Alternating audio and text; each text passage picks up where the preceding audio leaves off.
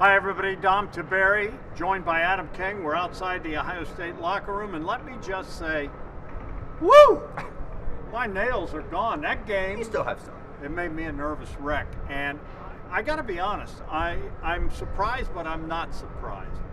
You know, Coach Day wanted an angry team to take the field today. I thought the defense played better. I thought the defense did play with a little bit of a chip, and I think at the end of the day, Will Howard was right. The defense won this game. That interception was huge.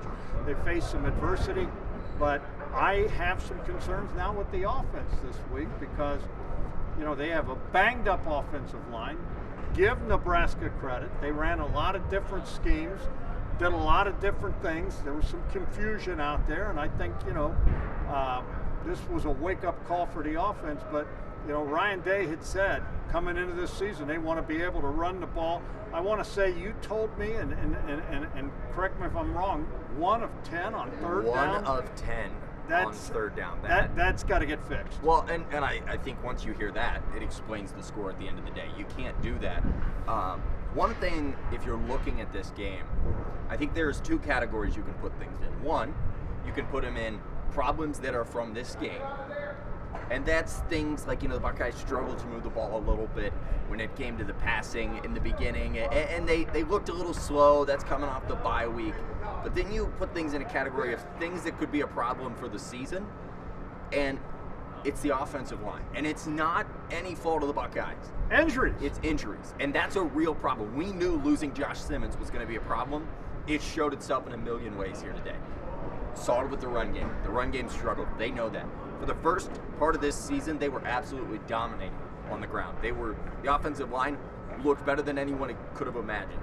They go out there, they lose in. Now they have to move guys around. They'll have to figure out as they go to Penn State, who has a great defensive line, how can we correct this, move it around enough where we can give Will a little more time. He didn't have any time. With those passing woes we talked about, you know, just said in the beginning, he didn't have any time to stand back there and find his guys.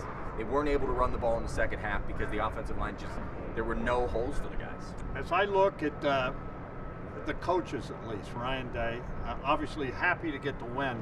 Happy? Yeah, happy to get the win. Okay. I would say happy, yeah. I mean, just kidding. relieved to get the win. But you saw it on their faces as they came off the field. This game was troublesome. And, you know, I wanted, you know, say this about the targeting call. I don't think I understand what targeting is. That was not. Well, that's not targeting. That was not targeting. And you know, and I look at what the officials did in the game against Georgia. When I saw what was clearly targeting, and they didn't call it, and then, you know, I mean, I just don't understand. And I understand the frustration of the coaches. I understand the frustration of the kids.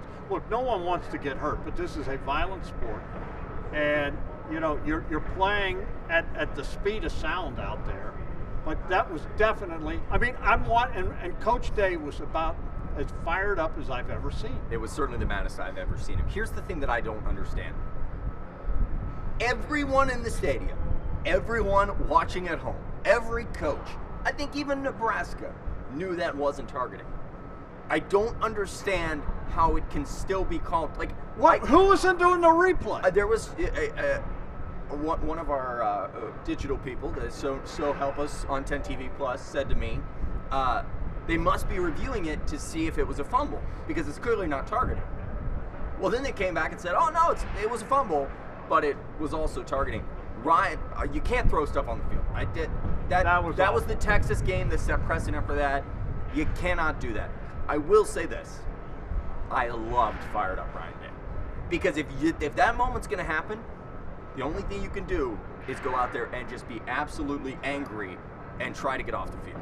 But I'll tell you what, there needs to be some consistency. And that was a terrible call. I'm sorry, that was not targeting. And I will go back to what we witnessed at Georgia when they about decapitated Marvin Harrison Jr. And there was nothing. And they picked up the flag. Yeah, and then they review this, and everyone in the stadium they're showing the replay, and you can see that his head, there was the no shoulder head, shoulder. There's shoulder. literally no other way to make that tackle. I mean, what's he supposed to do? Are we going to start playing flag football? I just don't understand. All right, the last thing, because we could dwell on everything. I could talk for an hour. I know we could. But last thing, there's a big one looming next week. How big of a concern? And I'll give my opinion, and I'll let you. Okay. I think there's some concern. Offensively, with what they're dealing with on the offensive line, I think there's some concern going into Happy Valley. I think there's some concern from the standpoint that they had trouble handling the noise where you had 50,000 out in Oregon. Now, hold on. That place was loud. We have had many people that have been to both that have said it's louder than Happy Valley. Tom, the atmosphere was unbelievable. I have never heard a louder stadium in this conference. Autzen was wild. Well, I'm going to tell you what. Happy Valley is going to be wild, and you're going to find out when they play that Lion and everything. That concerns me because they're going to have to deal with crowd noise that is going to be double the size. Yep. And you're going to have to deal with a football team that's playing with confidence right now. And, you know, they want to knock Ohio State off. They've, Penn State's taken its lumps of late when it comes to Ohio State. They want some payback. My concern level comes down to literally two things. One, and we didn't talk about this, I thought the defensive line played great today. They've got pressure. We saw pressure coming from different places. We saw the defense flying around. We saw a couple blitzes. We saw some blitzes. Cody Simon is phenomenal on defense. He makes tackles all over the place. Caleb Downs came up a couple times. That's what you want to see. But the lines are going to decide this game. And I know that's such a cliche thing, but it's so true here.